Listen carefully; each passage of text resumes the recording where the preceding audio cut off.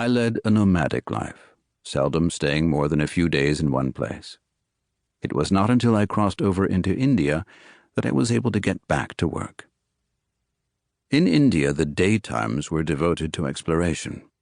I wrote at night, and my windowless workroom was far from satisfactory.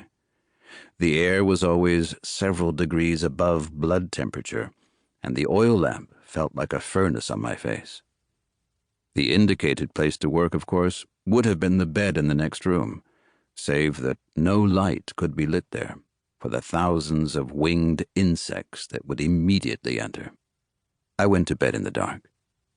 But as writers know, intense discomfort often helps to induce intensive work. At the end of 1950, I was back in Tangier. It was a memorably stormy winter, and I was living in a newly opened pension. It was also newly, read badly built, so that the rain ran down the walls of my room, across to the door into the corridor, and thence down the stairs into the reception hall below. Since moving around the room meant splashing through cold water, I stayed in bed most of the time while I completed Fresh Meat and Roses. Then I traveled for 8 months in Morocco, Algeria, and Spain, working sporadically on the third section, The Age of Monsters. In the autumn of 1951, when I returned to Tangier, I went up to Shawan to write the final section. Here in the absolute silence of the mountain nights, I accomplished what I had hoped to be able to do when I reached this place in the book. I shut off the controls and let another kind of silence guide itself without supplying any conscious direction. It went as far as it could go, then stopped, and that was the end of the book. The hero is a non-entity, a victim, as he describes himself, whose personality, defined solely in terms of situation, elicits sympathy only to the extent to which he is victimized. He is the only totally invented character. For all the others, I used as models actual residents of Tangier. Some of these people have moved away, and the rest have died.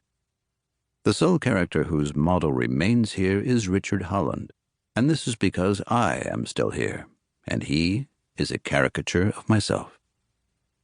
The theft of the money as it actually occurred was so improbable that I had to modify it to give it credibility. About 3 years after the end of World War II, the son of a famous English writer came to Tangier with his wife and decided to buy a piece of land and build a house. There was a ban on removing sterling from the United Kingdom, so, like many others, he went to see an Indian merchant in Gibraltar, to whom he gave a check on his London bank. The Indian was to instruct his son in Tangier to deliver the money in pesetas to Mr. X. But Mr. X was a grand gentleman who employed an English secretary to attend to such matters. When the secretary went to fetch the money from the younger Indian, he found the cash waiting for him, but it was in sterling rather than in pesetas, and sterling could not be spent in the international zone because of the financial restrictions. The Indian put him in touch with a money changer around the corner, who agreed to buy the sterling. The money changer filled a box with pesetas and took it to the Indian, saying that he was on his way to lunch and did not want to carry it with him, and that he would call by in the afternoon on his way back to his office and pick up the pounds.